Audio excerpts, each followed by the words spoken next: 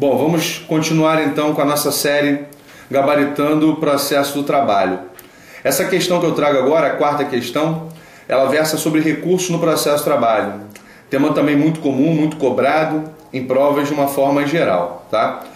Bom, a prova que eu extraí essa questão é aquela mesma prova das questões anteriores. Prova do Tribunal Regional do Trabalho da 11ª Região, analista judiciário, área administrativa, aplicada em 2012 pela Fundação Carlos Chagas. Vamos à questão. Sobre recursos no processo do trabalho, é incorreto afirmar que... Bom, você está com a questão agora em mãos e vai ler comigo as alternativas, seguindo o nosso padrão. Letra A. O prazo para interposição de recurso ordinário e agravo do instrumento é de 8 dias. Letra B. Como regra, não cabe recurso ordinário de decisão interlocutória, cabendo a apreciação do mérito desta decisão somente em recurso de decisão definitiva. Letra C. O recurso de revista será apresentado ao presidente do tribunal recorrido e será recebido apenas no efeito devolutivo. Letra D. Cabe agravo de petição das decisões do juiz nas execuções, mas não cabe agravo de instrumento em nenhuma situação, seja na fase de conhecimento ou na execução. Letra E. Das decisões definitivas dos tribunais regionais do trabalho, em processo de sua competência originária, cabe recurso ordinário. Bom, vamos ver uma por uma e aí justificando as corretas e, obviamente, justificando e fundamentando a incorreta, porque aqui, mais uma vez, a Fundação Carlos Chagas quis a incorreta. Letra A.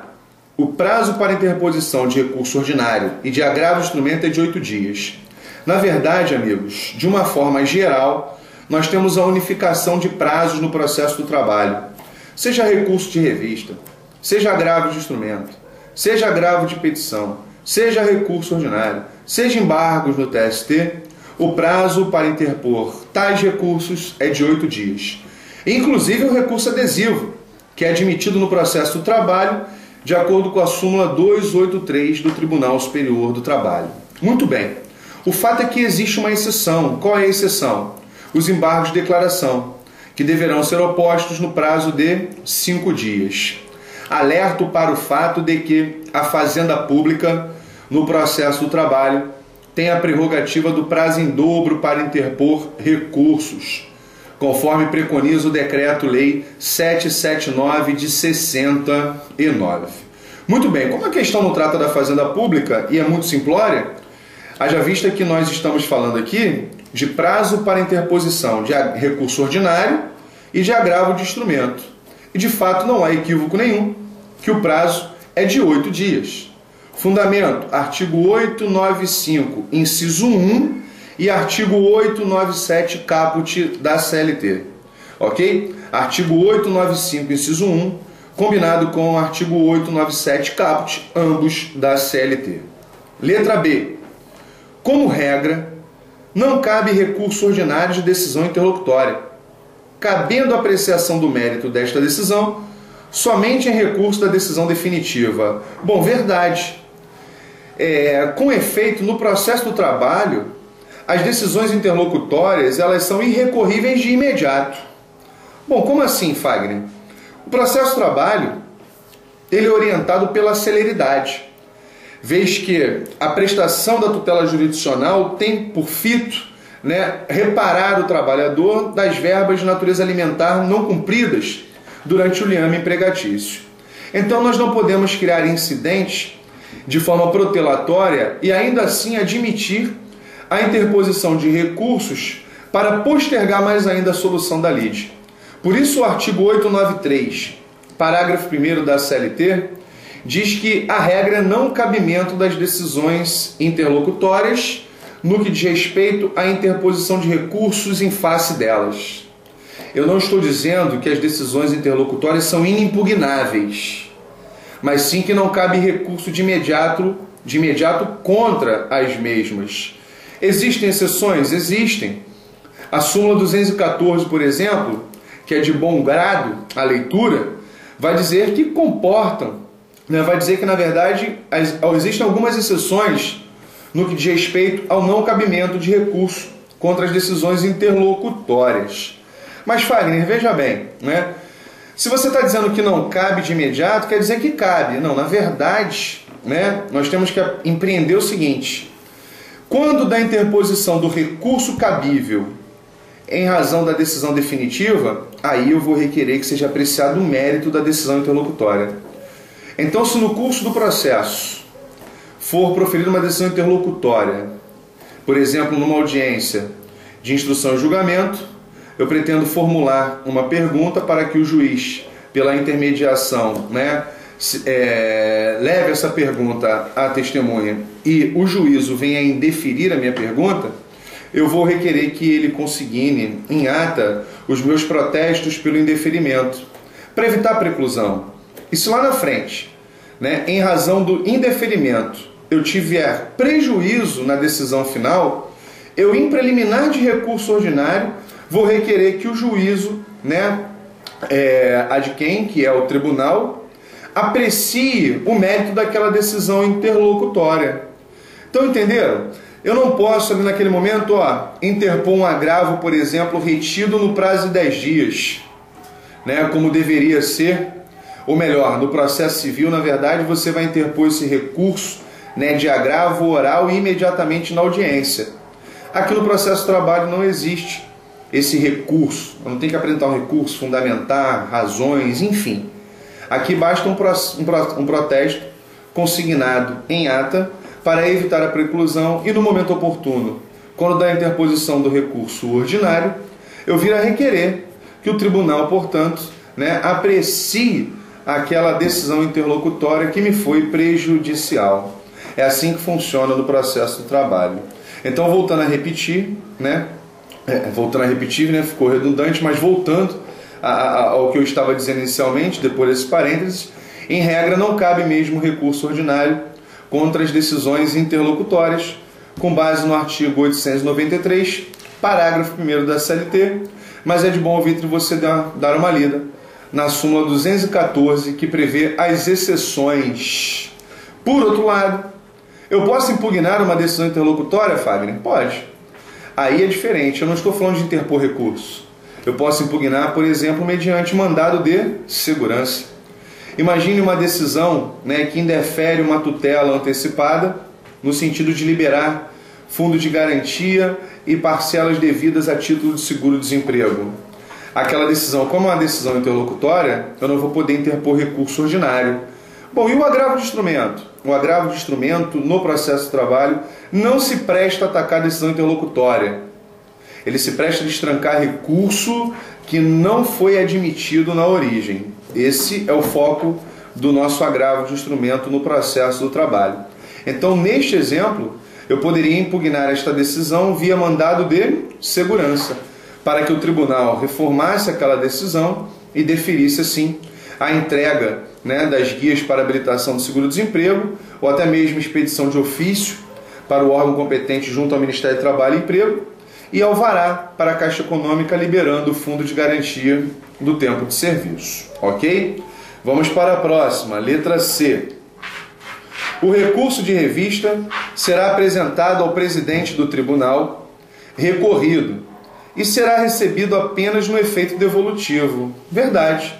É a redação do artigo 896, parágrafo 1º da CLT, que prevê que o recurso de revista, nas hipóteses de cabimento, obviamente versadas no artigo 896, será apresentado ao presidente do tribunal recorrido e o recurso terá efeito meramente devolutivo, como é a regra geral nos recursos do processo do trabalho, admitindo, por outro lado, o Tribunal Superior do Trabalho o ajuizamento de medida cautelar para atribuir efeito suspensivo quando presentes os requisitos gerais da medida cautelar ali ajuizada.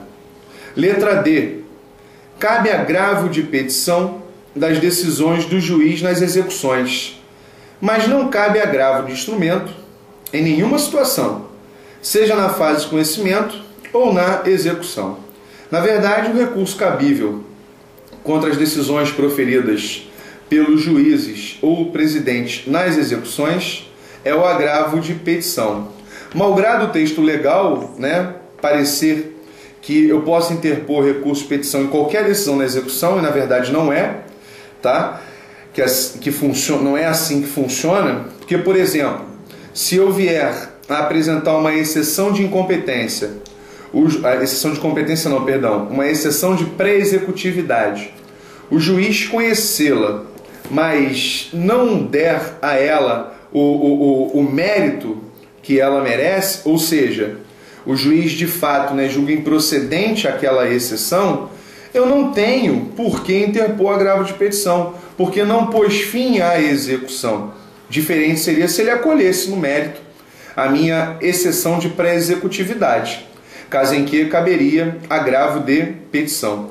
Como soe acontecer quando o juiz, na execução, ele acolhe os embargos à execução, por exemplo, aí caberia agravo de petição, que é a regra geral de funcionamento de interposição do agravo. Bom, mas como não é o meu foco principal aqui, ficar adentrando no mérito do cabimento ou não do agravo de petição, eu vou, obviamente, avançar um pouco nessa alternativa na parte que diz que não cabe agravo de instrumento, em nenhuma hipótese, seja no processo de conhecimento, seja no processo de execução. Ora, como eu disse a Lures, eu posso sim interpor agravo de instrumento quando de fato houver uma inadmissibilidade de um recurso interposto. Então, quando o recurso não for admitido, eu posso interpor agravo de instrumento visando o destrancamento do recurso inadmitido. Por exemplo, interpõe o recurso ordinário. O juiz diz: não estão preenchidos os requisitos gerais de admissibilidade do recurso ordinário, sejam eles os subjetivos ou os objetivos. Então ele obviamente está dizendo o quê? Que não está admitindo o recurso. Para que eu faça com que esse recurso vá ao tribunal, que ele seja encaminhado ao tribunal, eu tenho que interpor agravo de instrumento, para que aí sim, se o tribunal der provimento ao meu agravo de instrumento, destrancar o recurso ordinário e apreciar o recurso ordinário. Olha que interessante o funcionamento do agravo de instrumento no processo do trabalho, como é diferente no processo civil. Por outro lado, eu também posso interpor agravo de instrumento no processo de execução. Se eu interpor um agravo de petição em face de uma decisão que acolheu embargos à execução e extinguiu, portanto, a execução, numa situação hipotética, e eu, obviamente, não tiver conhecido o meu agravo de petição, se o juízo não conhecer, não admitir o meu agravo de petição, eu vou interpor qual recurso para destrancar, visando a sua apreciação pelo Tribunal Regional do Trabalho, no exemplo versado, agravo de instrumento. Esse é o nosso foco. Então a nossa alternativa aqui, letra D, está incorreta, com base no artigo 897, alíneas A e B da CLT. Alíneas A e B da CLT, artigo 897. Ok? Vamos para a última alternativa, letra E. Das decisões definitivas dos tribunais regionais do trabalho, em processos de sua competência originária, cabe recurso ordinário. Das decisões definitivas dos tribunais regionais do trabalho, em processos de sua competência originária, cabe recurso ordinário. Na verdade, a leitura do artigo 895, inciso 2 da CLT, já nos ajudaria a resolver essa alternativa. Porque, na verdade, há um equívoco de alguns candidatos em entender que só cabe recurso ordinário para o TRT das decisões proferidas pelas varas do trabalho. Na verdade, não é assim. Eu posso também interpor recurso ordinário para o TST, quando o TRT estiver no exercício da sua competência originária. Repito, quando o TRT estiver no exercício da sua competência originária, a sua decisão, seja ela terminativa ou definitiva, desafia recurso ordinário para o TST, seja em dissídio individual, seja em dissídio coletivo. Sistematizando, das decisões proferidas pelos tribunais regionais do trabalho, definitivas ou terminativas, em dissídios individuais ou coletivos, quando o Tribunal Regional do Trabalho estiver no exercício da sua competência originária, cabe recurso ordinário para o Tribunal Superior do Trabalho, conforme artigo 895, inciso 2 da CLT. Então é isso, meus amigos. Estamos terminando a quarta questão. Força nos estudos, né? Vamos com tudo para cima das bancas. Um abraço.